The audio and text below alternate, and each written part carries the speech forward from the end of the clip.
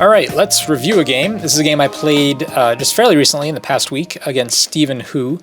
You might know him. He streams usually every Friday on Twitch, and he's been putting a lot of videos on YouTube. He's actually a 5-Dan. He won the 4-Dan division at US Go Congress, and now he's in the 5-Dan band. He went completely undefeated at the US Go Congress, including his game against. He played one game against a pro. It was a handicap game, but he still won. So I don't think he lost any games. Steven, if that's incorrect, leave a comment and you can tell me that's a lie. But I'm pretty sure he didn't lose any games. And I also think in this tournament, this is the Online Creators Invitational Tournament. He's also the organizer. He's been sort of in charge of getting the prizes together, doing the pairings, doing the brackets, running the tournament, and he's playing in the tournament. And I think he's also undefeated in the tournament. So, he's really strong player. And here's the kicker, he's only 17. So, this guy is doing all this amazing stuff, and he's only 17. And he's just going off to college, I think, this year. So, anyway, Steven, we expect very great things from you. I really had a fun game. So keep up the good work. But if you don't know about Xhu and Xhu98's live streaming channel, especially on Fridays, do check it out, because I've seen him beat some players now who are stronger than me, which is pretty exciting. So anyway, here's the game that we played. In this game, I am white, and this was streamed. I don't know, this was streamed actually by Dwyron, or Batusai, or however he wants to go by these days. So I don't know if he's going to ever put that video up on YouTube, but I hope he does.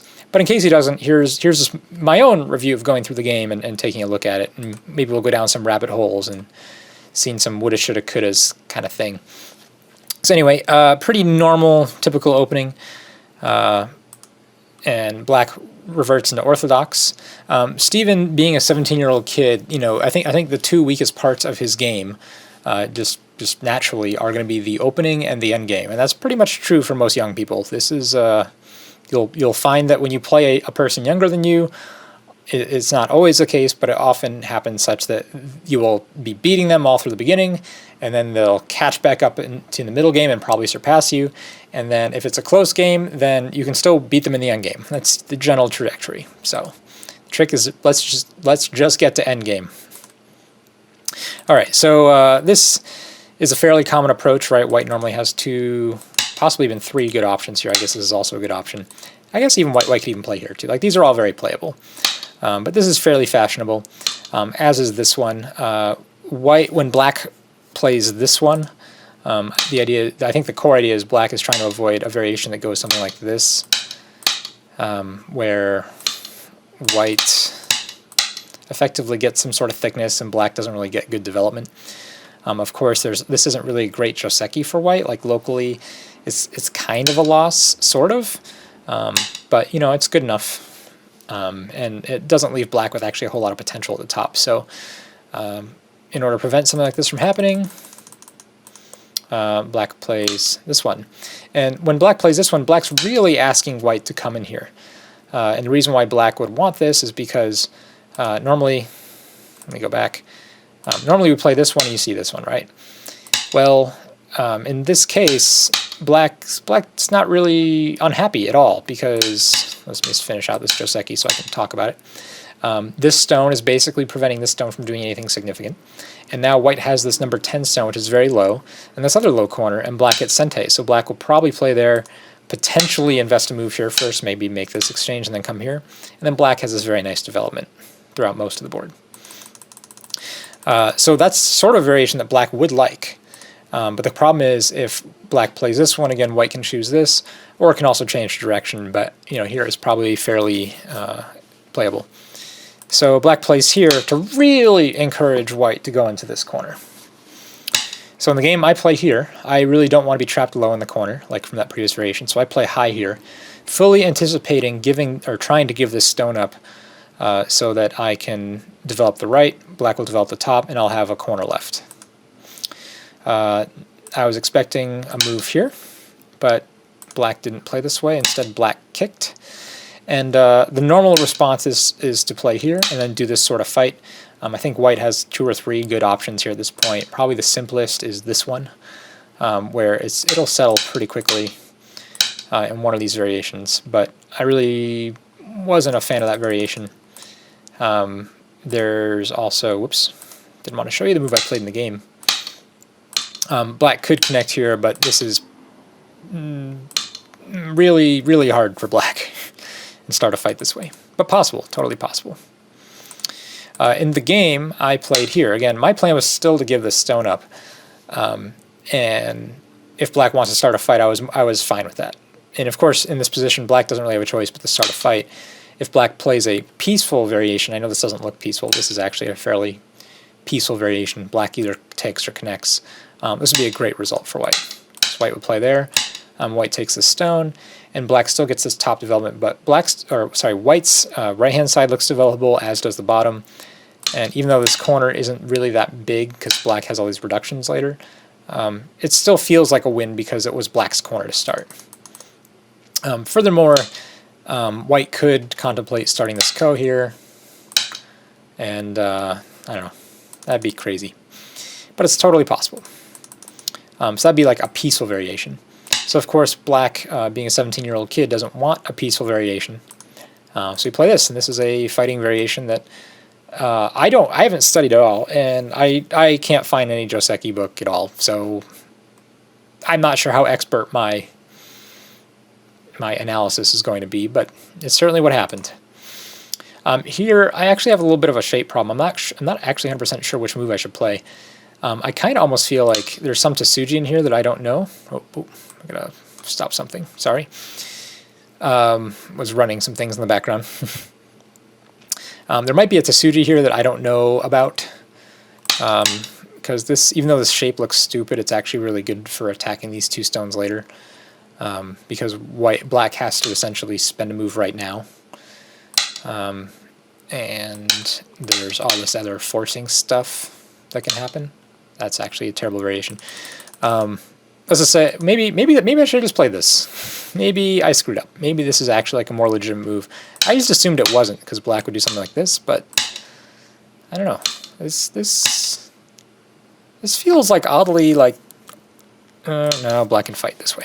Okay. Black probably pushes up here. It depends on how much Aji this has left, and I don't know.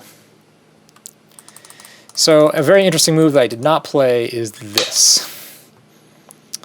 The idea when this move looks stupid, but again the idea of it is I'm trying to induce black into making some exchanges over here that are good for me. So if black just wants to back off, that's fine too, but I'm happy to make this, and black has to play another move, and then I still play here, and this is great for white. Okay. So maybe I should have played there. In the game, I just played here. And black, again, the thing about kids, not that 17 is really kid age, but kids are really good at finding shape points. Like, this is what they do. Like, kids are really good at doing problems. And so here's a shape point, right? There's actually 2 shape points. Black could have played here. And I don't think this move is really that bad either. It's certainly playable, but it's basically willing to give. When you play this one, you're more or less willing to give these 2 up. When you play this one, that's not necessarily the case. And the reason is because if black plays here and white plays here, black really wants to play one more move over here. Whereas if black just plays here directly, even if white plays the same defensive move, black can make this exchange and then still save these stones. So it's a really nice shape point for him. So I cut. I tried to, again, there's a little bit of a shortage of liberty issue here. This is bad shape, right? Empty triangle. So I'm trying to really pressure Steven into shorting his liberties on his empty triangle so I can get free stuff. Which he does, which is very kind of him, actually. Let me use my arrow keys. He has to come back and take this stone, which means once he does that, I get this move for free. This move is a cool move, because if he blocks, I can actually Atari this way. Wasn't that a cool move? I told you it was a cool move. So, and there's some other Aji considerations here, but there are some really complex things that can happen. So black really can't defend this way. Black just takes. And this move, it might have been my first real mistake of the game. Like, this move is huge. Like, I can't stress how huge it is. But the timing might not have been there. It's probably better to go do something over here, be it like this, or even this, even though this isn't bad. This is a little greedy. It's really not that, it doesn't have that much of an effect on these two stones. And this is me anticipating I'm going to get points over here, which is probably too early. So I'm probably better off just taking some sort of move that has some sort of effect on these stones. But it's still such a big move, because now this white group can actually just live in the corner, this M16 group that was inside of black's territory. So I don't know, I need a stronger player to tell me something about it. Black jumps out, and again, black is wanting to fight, so the fight continues. I just make the shape move. Black extends, and I play this move. And this move, I think in the commentary, the live streaming, they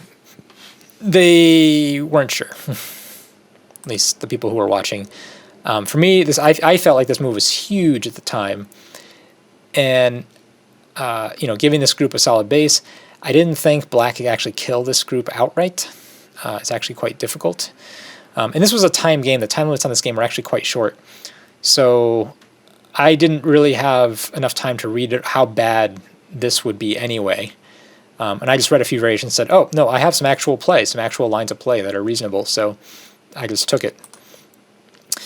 Black also is short on time. Again, the time limits were not very long. I think it was only half an hour aside plus a Byoyomi, or plus the Byoyomi. So, black's scariest move is here, but this is scary for everyone. Real scary. And so black didn't want to read it either. So black played this really defensive move, which of course gives me the timing to jump out. And then when black played here, I responded with the strongest move I could think of. And this is perhaps like a huge turning point in the game that I probably chickened out on, because black then responded with black's strongest move that black could play, which means this kind of works. Although, again, the short time limit, there's actually a lot of variations here. This is actually a really complicated capturing race between this group here at the Q16 point and the Q12 group here. So I couldn't be sure I was reading it accurately with all the variations in the short time, because I was spending a pretty good amount of time on each move. Probably at least 30 seconds to a minute or two. So I mean, what move are we on at the game? What does it say? No idea. I'll move 34. So at this point, I've already played 17 moves, and I think I'm over halfway through my time at this point, which is unfortunate, but is how it is. So anyway, we're going to look at Fantasyland a little bit. We'll look at some of these variations. First, of course, is this obvious block, which is a totally terrible idea, because when white takes here, white just captures the stone and cuts everything. So that's no good. Black's real line would be something like this. Make this exchange. And now we have to figure out how this capturing race starts and goes down, etc., etc. It kind of feels like black might be able to get in a free move here. And then if that's a free move, this makes an I, which is kind of dangerous. But I don't think black can play this yet because white has this sort of sequence to get out.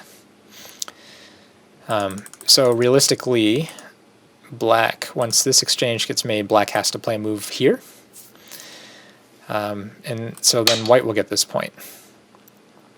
And so, my gut feeling is that white should be able to win this, but it's still not clear.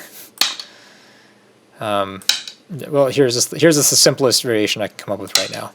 Right, it's very, very close, but you can see that, well, there's also this ko, I guess, that black has to be mindful, or white has to be mindful of, because there's also this Atari. Let's assume that black has ko threats for right now, because then there's this, and there's this ko. Maybe this is just double ko. Oh, it's not really double ko though. Yeah, because of that. All right, so it's something like ko-ish, but it's a very beneficial ko for white. It's hard. Let me put it this way: it's a hard ko for black to win. If black could win, it'd be very beneficial for black. But that's one idea. So anyway, in all this reading, instead of playing this move, I said, well, this reading gets really easy if I can get an extra move here at Q9. So I make this exchange, and I play this move. And now this is, I can read this out and know that I can just play here at S13. I'm totally fine. The problem is, of course, is that if I'd played this earlier, black would probably respond here. But at this point, black has no time. Black has to come back here. But you know, I'm okay with this because now I'm out, and I feel like I'm attacking this stick. But if we go all the way back, if we use this reasoning, like all the way here. So right here, this is the moment when I should have probably played this. And if I can get a response there, then I know I can play this. And now black really can't do this. So if I had sort of seen how valuable, or at least maybe, you know, it's not that I need it, but it's just, it clears up the reading so much. And instead of potentially going to this really terrible, ugly ko, this would just solve all my problems. You know, if I had played it in tempo here, then it'd be an entirely different game. But anyway, I didn't. I played it now, so I get this Atari. I come back and defend. This isn't really great shape because black still has things, this move, or this move, or, whoops, this move later, or even potentially moves like this too. Maybe are possible later. Doesn't work right now, but maybe later. So it's not really great shape for white, but again, I'm looking at this black stick and going, hey, it's still a game. Black's territory over here is very small. I got black's corner. I didn't gain a whole lot in terms of points yet, so black's only really, you know, sizable development is this area. So black pushes, and I respond this way to take points. Now all of a sudden I have points over here. This move might be a little, I don't know, it's a little greedy. It's just saying I want points now. It does give black another choice of free moves later. When black plays here now, black actually can develop not just the top, but this whole left-hand side too. And so I was really tempted to start some sort of mischief over here. But I decided to wait one move before doing that. And again, I wasn't really worried at the time because I was like, I can always push this out and reduce all this while attacking. So I wasn't really too worried. Of course, black pushed first. And this move is actually really big because of the shape problem. You'll see white's going to take this. This is now just free move in good timing. When white plays here, I'm playing here so I can still keep my influence in the center and make sure these are separated. The shape here is actually really terrible for white though, because there's all these little sort of doohickey kind of sequences that don't quite work yet, but there's a shortage of liberty potential there. Once black turns here, actually the problem is real. I have to play another ugly move, right, because black has this wedge. So I could play here, but that's really ugly and doesn't use this stone. So I tried to play here, but black plays there. And actually, I think this move, in retrospect, was a mistake. I think this is actually better now. But when I played this, I had read this, and I thought I could play this. But I really can't. This is actually an overplay, which is kind of interesting, because black plays here, and white takes this Atari, and then black can push through like this. And so all of a sudden now, my two little stones here are just completely trapped against the giant black influence. So going back to this move is a misread because, again, I assumed black would play here and I could play there. But once black can't, once I can't because of that previous variation, that shortage variation, I have to back off here. So my shape's really terrible. And again, there's still this problem, you know, later that, you know, black has things to do. You know, black has free moves to get. So even though I'm still connected, it's still a potential issue. Black pushes again. Again, this is building incente. If I want to keep these groups separated, I push out again. And black goes again, And now we can finally jump and actually make use of this stone. Black thinks there's something there immediately, which there is, I guess. There is this double cut, but I was actually okay with this because it gave me another move on the outside. And now this black stick is actually becoming much more seriously under duress. Of course, anytime black has this cut, but it's go take, because I'm not going to connect for one eye. So I could play another one, give him one eye, and I don't know, we're off to the races. So in the game, black did push here immediately. Oh, I connected that way. Huh. Funny. Okay, so I guess disconnecting was Sente in that case. I could have given black one eye. I guess black would get one eye in Sente, but I get the next move on the outside. Yeah. All right, so when black gets here, again, black's just attacking while trying to save his own group. It's a very nice move. Same thing. The number of liberties here are very important to keep in mind because black always has this sequence to short white a liberty. So liberties are really, really important. Right now it looks like white has, what, see, 1, 2, 3, 4, 5, 6 liberties. But after this you can see that white really only has 4 in actuality. So after this cut, black cuts, or this Hane black can cut. And this was another sort of turning point in the game, and I feel like I missed a really good opportunity in here, and I'll show it to you. Even though I have a shortage of liberty problem, black doesn't have any friends. And so I play submissive here. I could extend, but again, actually at this point I think I was already in Byoyomi time at this point in the game. And this is a fairly complicated sequence to actually read out completely and know that I can win this capturing race, which I have to play there, right? Otherwise black gains more liberties. Black can play there, that's Sente. Black can play there. Black can play there. White can take that, but that doesn't do anything because there's still this liberty issue. So let's say white takes away another liberty and then plays there. Oh, do I just win this? Oh no, I just win that. Alright, so this Atari, counter Atari, was a bad move. But again, I was having to play 30 seconds to move at this point in the game, I believe. And was trying to read out this part. And so, man, yep, that's a really big loss for white, actually. The reasoning for me playing here is that this doesn't actually give black an eye, but it does give black more liberties, which are valuable. Turns out liberties are almost as valuable as eyes.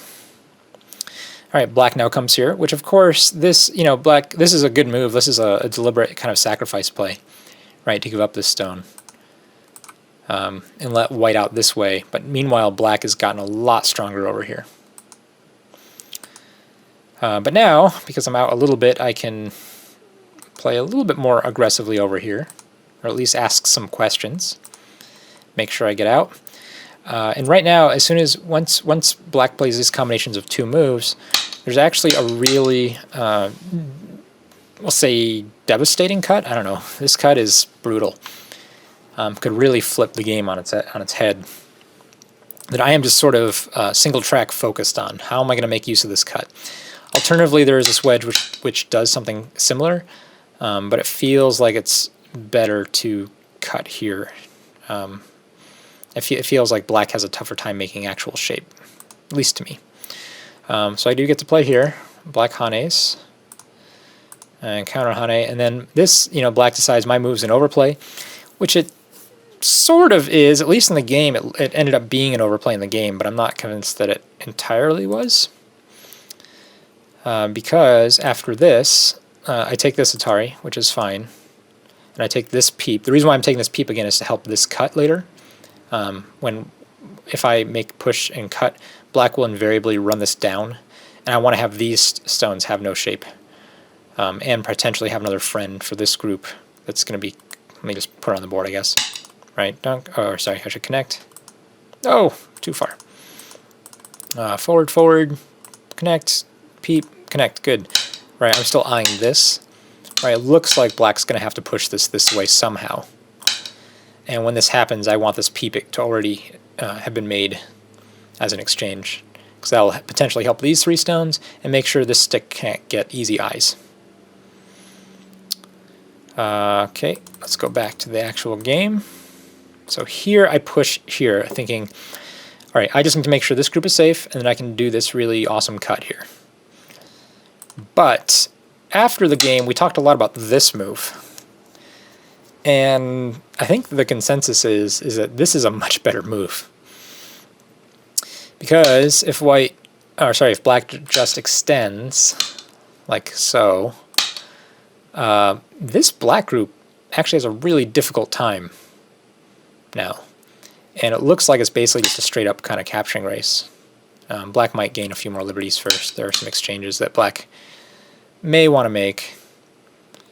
I'm not 100% sure on the correct order here. Might even be worthwhile to set up a ko.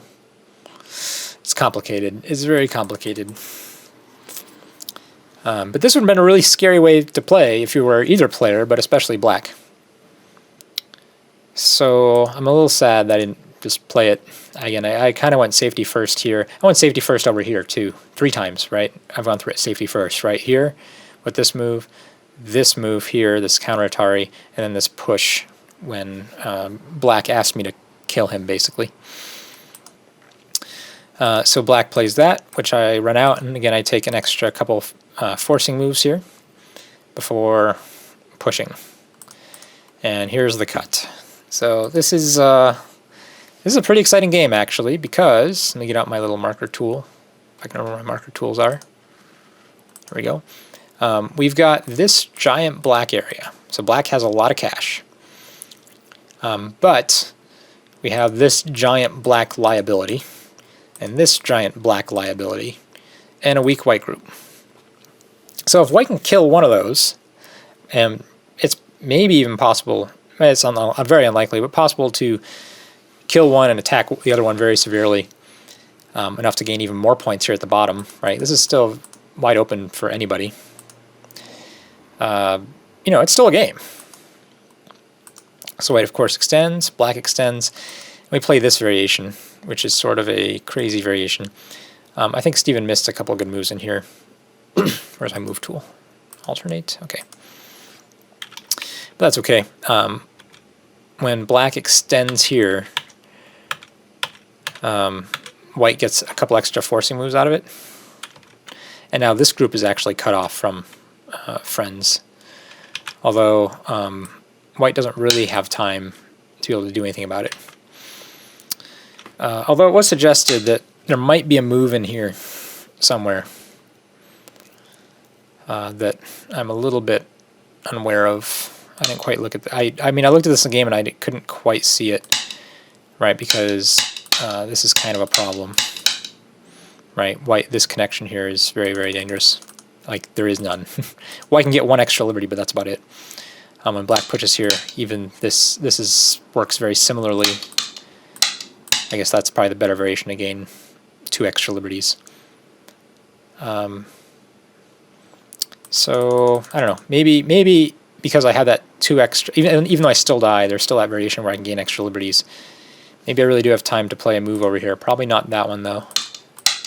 Probably this and this combination. And black can't quite kill this directly because black still needs a move here. So if it goes that way, black will still probably cut, but maybe just play here.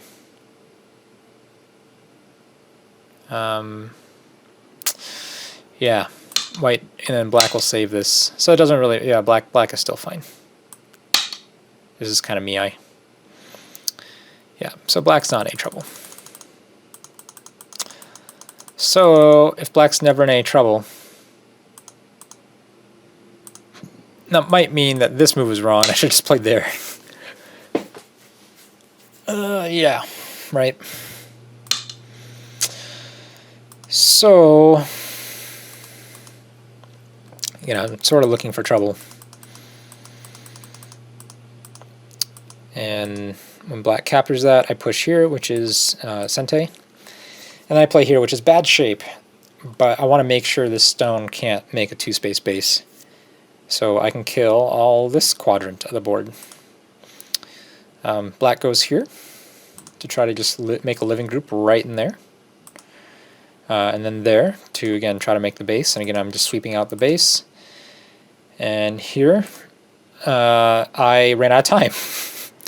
Which I swore to myself I wasn't going to do again, because I ran one of the other tournament games in this very tournament. I ran out of time, like, trying to make up my mind between 2 moves. And, you know, I said, you know, I can't let that happen again. Like, you just can't run out of time in a game like this. You just have to find a move. Your opponent has the same time settings you do.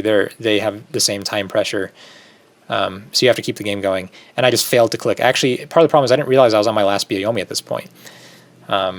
And, you know, Steven said they actually just changed the whole interface, how this looked. And, I don't know, they added a beeping on more than 3 seconds, which was nice. But there was no countdown or anything.